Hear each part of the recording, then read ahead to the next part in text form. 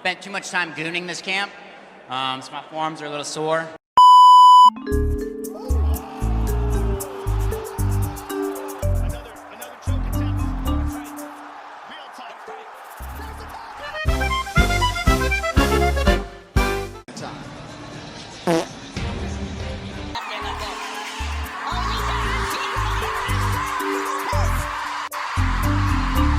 I really wish I didn't see that, try to erase my memory.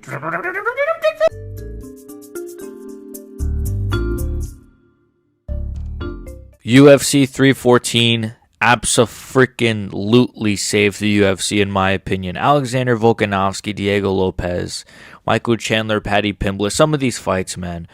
Yair Rodriguez, Patricio, Pitbull was kind of boring, but this sport is saved. This card saved the sport, in my opinion, especially the results. I mean, the results were some of the most... It almost feels like the sport is rigged. Maybe the UFC probably would have wanted Diego to win, but the results of this card, the UFC is saved.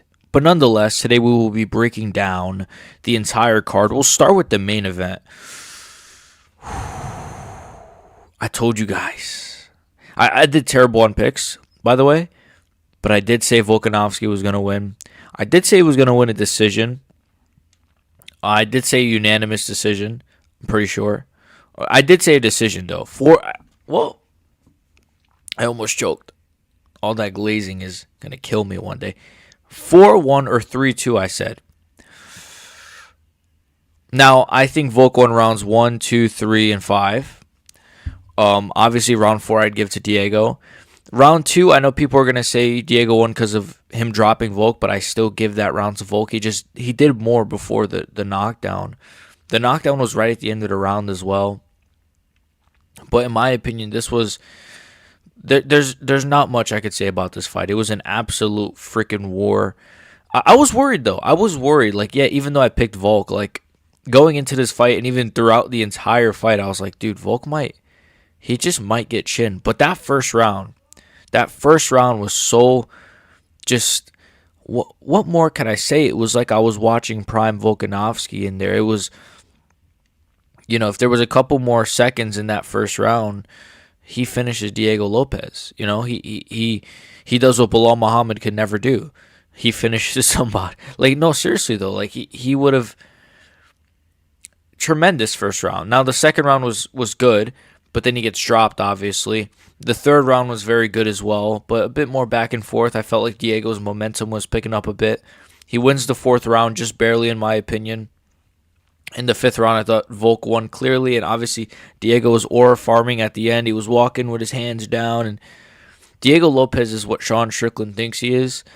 No, Diego Lopes is phenomenal, man. He was in the fight the whole time. He brought it to Volkanovski. He dropped him. He actually, not only, I believe it was round 4, he hurt him in the eye as well. He hurt Volk in the eye with a punch. And he almost could have got Volk out of there, and Volk even said after the fight that he went blind in one eye pretty much for the rest of that round. So it's pretty crazy, just how Volk was able to... Volk's survivability was tremendous in this fight. His defense was good. I mean, there's so much to talk about. I mean, his defense was great. The way that... Yeah, he still did that Volkanovski thing where he kind of... does that almost Philly shell type thing, and he kind of... That's how he got caught in the second round. But his defense was still tremendous. I mean, I think the way he was able to slip a lot of shots, it's like he saw a lot of Diego shots. And yeah, Diego is not the most... Diego is a little bit of a... He does throw combinations, obviously, but at times Diego is a one-shot puncher. He actually fights a lot like a Mexican fighter, He just doesn't have the head movement, of a Mexican fighter, but he does have that sort of style, and it obviously worked at times for him. But yeah, I think Diego Lopes will bounce back. But yeah, Volk's defense was great. His lateral movement, the way he was just able to move out of the way, he never really stood in one place. The way he was always able to hit, what I liked about Volk was his footwork, honestly. His distance management, him just not being in the way. There's really not much I could say. He's the complete opposite of Chandler, who we'll get to. in a minute, but always moving out the way, always, just using his footwork. He looked pretty fast. Like, I wouldn't say this was prime Volk. I wouldn't say this was like one of his all-time best performances. It was probably maybe his best fight ever. If you want to talk about like a bit of a war, it was really fun in my opinion. But it wasn't like his best performance, I think. But it was definitely a tremendous, tremendous fight. It got fight of the night, which is like, they're both millionaires. Do they really need fight of the night? I don't know, but man, there's not much more I could say about this one. I'll do a whole video on what I think Volk should do next, or maybe who he could face next, or how his run might even go. There's so much to talk about with Volk specifically. But yeah, Diego Lopes, you can't count him out either. I could 100% see Diego Lopes becoming a champion one day. So tremendous fight. Volkanovski did it. There were some scary moments there, but it was awesome. The next fight, though, I'll never doubt Paddy Pimblett again. I said he was going to get knocked out in the first round. What do you guys want me to say? He didn't get knocked out in the first round. He knocked out Chandler in the third round. Well, he TKO'd him. Chandler just didn't. This was just not a good Chandler performance. I can't pick Chandler. I'm sorry. It's just, I really should have picked Paddy, but I just didn't think he was going to make enough improvements, and I thought Chandler was going to be a bit smarter, but he's just not. The fact that Chandler, he went for multiple takedowns. He put himself in grappling exchanges against Paddy Pimblett, the guy who's a tremendous grappler, is just ridiculous. Obviously, the striking from Chandler as well, like this new patient version of Chandler is just so terrible in my opinion as well. I don't think that's how he should fight at all. But he's 39, so he's either, 38, 39? I should have not picked him, but it's also, these fights are all 50-50. Like, yeah, in retrospect, I should have not picked him. But at the, before the fight, it wasn't a bad pick. Other people picked Chandler, but yeah, Chandler. Paddy just destroyed him. There's really not much to say. The first round was decent from Chandler. It was decent, it was kind of looking like, okay, Chandler could kind of stay in this one. Round 2, yeah, Paddy just did Paddy things. His striking surprised me. His kicks were really, really good in this fight. He was really lighting up Chandler's legs. Round 3, I believe, is when he landed that knee that cut open Chandler. Then he just TKO'd him. And also round 2, he almost subbed Chandler with her RNC. Well, he was trying to, but Chandler has good defensive jiu-jitsu. He has no offensive jiu-jitsu at all, which is why I'm like, why the hell is he going for takedowns? He's not going to sub Paddy. He's not going to TKO him. He's not going to... Chandler's just an idiot. I'll never pick him to do any... He doesn't even beat Benoit Saint-Denis. He doesn't even beat Ismail Bonfim. What are we doing here? These should I don't know who Chandler should fight next. He should fucking retire. Paddy, though, again, surprised me, and he has improved, and his striking has improved, and yes, his striking looks a bit goofy, but he's got good striking, though. His jab looks good. He even did a bit of a Dricus Duplessis blitz at one point. His kicks are great. He landed, I think he landed 2 flying knees, actually. He landed one, I think, against the cage as well, like earlier in the fight. I'm pretty sure. It might have not landed super clean, but he's dynamic, man. Honestly, like before, I was like, oh, he doesn't even beat Chandler. Now I'm like, hey, I'd love to see him versus Charles. He might even beat a Justin Gaethje. He might beat these guys. And he does have a good chin because Chandler landed on him occasionally, and obviously he didn't really crack. So Scousers really don't get knocked out. He was right. There's not much to say here. Chandler's terrible. This was also like the worst Chandler performance ever in terms of he had no moments. He got a couple of slams on Paddy. Wow, that's it. Literally, like the Oliveira fight was better because at least he had that 5th round. The Dustin fight, he hurt Dustin. The Gaethje fight was a war. Even though Gaethje mostly dominated him, it was a bit back and forth at times. Like the other fights were better. Dan Hooker he knocked out. Tony Ferguson he knocked out. Like this was the worst Chandler performance ever. So it is Is all of his performances going to be like that from now on? Who knows? But Paddy got it done. And, I mean, it's better for the sport, right? I picked Chandler, but I wanted Paddy to win because Paddy Pimblett winning this is much better for lightweight than if Chandler just won and then called for a title shot. So, yeah, I got that pick wrong, but I'm not super fussed about it. And, you know, I'm glad to get that pick wrong. This fight, awful fight. Yair Rodriguez, Patricio, Pitbull. I told you guys it was going to be a snooze fest. Now, I told you guys Pitbull would win, though. That's where I got it wrong. But I did predict this was going to be very boring, and I was right. It was very boring. Yeah, I mean, Pitbull was terrible. There's not a lot to say here. Pitbull looked awful. He looked awful. Yair looked like Yair. He could have put the pressure on Pitbull more because I honestly think he could have finished Pitbull way earlier. Well, he didn't finish Pitbull. It ended up being a decision, but he could have finished him, even though he just has no finishing ability. You know, I don't really know. There's not much to say here. It was pretty terrible for the first 2 rounds. Yair pretty much 30-27'd him. Third round was a bit better, and Yair dropped him really bad with a right hand. And then he couldn't finish him because he's an idiot. And then Pitbull got like 2 sub attempts that were pretty close. And that was it, you know. That was really it. And then I think Yair had his own sub attempt as well.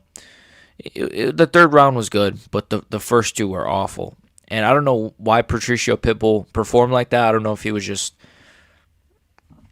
I don't know. Was he nervous? Was he scared? Was it the pressures of the UFC? Was it... I don't know. I thought he had plot armor to win his debut, but I guess he didn't. And Yair's calling for a title shot, which is just hilarious. Should he get one? No, he should face Diego Lopes, but I'll talk about that in a separate video. So yeah, Pitbull though, yikes, bad debut. Low key worst case scenario because he got 30-27. He looked awful. He had no big moments. He landed a couple of shots, like wow, no big moments. And then he literally gets dropped and then almost subbed, and then he just loses a unanimous decision. I bet the farm on Bryce. Now I'm homeless. No. Yeah, Gene Silva won. I should have just went with Gene Silva. I was going to go with Gene Silva, but I let the hype get to me, and I said, no, you know what, Bryce? Look at Bryce's eyes. He did look focused. He did look locked in.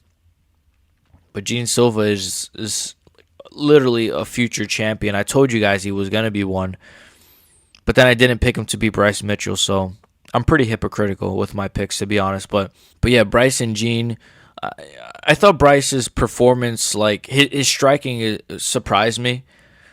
At least in the first round, his kicks were pretty good. He was fighting a bit jittery, you know. Maybe that was he was just moving. You know, he was fighting kind of like really jittery. I thought his striking was really good. I thought his kicks mainly. It was his kicks. He threw a couple good oblique kicks. He didn't tap gloves with Gene Silva, and I think Gene Silva really does it just to let your guard down, then he knocks you out. I don't think it's like actually a show of respect, but. Yeah, what do you guys want me to say? Bryce Mitchell lost. Second round, he just couldn't get his grappling off at all, and then he just gets subbed.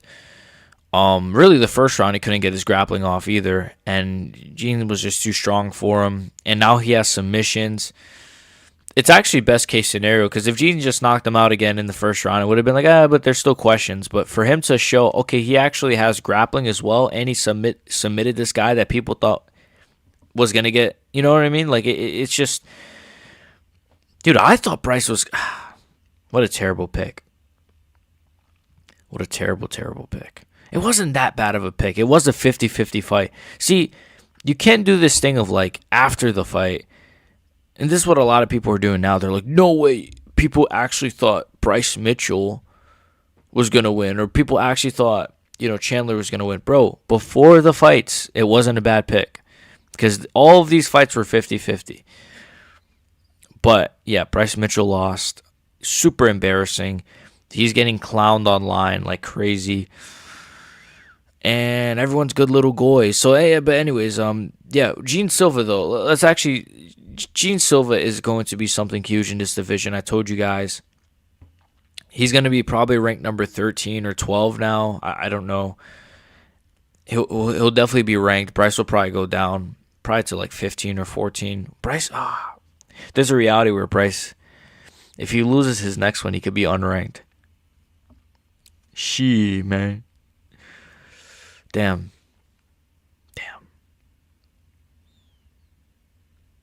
Well, I mean, I will say this. I forgot to mention this as well. The amount of hype I had for this fight, insane. Like, from the entrances, from before the entrances, when they were doing the video package, I was like freaking, holy shit. I was just pacing back and forth. It was insane. Then the fight happened. It was also insane, but yeah, you guys can see my live reaction. It should be on the channel. My reaction to this was damn. But moving on from that, I don't want to revisit it. No, but in all seriousness, like, Bryce lost. I don't really give a shit, to be honest. I like Bryce Mitchell, and I guess I'd call myself a fan of his, but I think Gene Silva winning is way better for the sport. So yeah. And then obviously Reyes Krylov. I told you guys Reyes was going to win, but he won via knockout. I said he was going to win decision, but him winning via knockout, he's top 10 now. Insane. Dominick Reyes is a top 10 light heavyweight fighter. Dude, his hairline is shit. Look at this picture. His hairline is... He's a top 10 light heavyweight fighter. It was a very similar punch to the Dustin Jacoby knockout. What a knockout. One of my favorite knockouts of the year. Dominick Reyes, first round knockout against Nikita Krylov. Now this was a pick I was pretty confident in. I was worried, but I was like, I think people picked Krylov, and I know Krylov is good, obviously. He's not a bad fighter, but Reyes has been on a really good winning streak. Well, I know he's only beat Dustin Jacoby and Anthony Smith, but come on, now he's knocked out Krylov, a guy that people were like, Krylov is going to destroy Reyes, and he knocked out Krylov, and Krylov just came in with his chin up all wild and just got flatlined. That was it. So Reyes won. Incredible. As a Dominick Reyes fan, I never thought this day would come. And maybe John Jones won't get the last laugh after all. Maybe we will see a Dominick Reyes.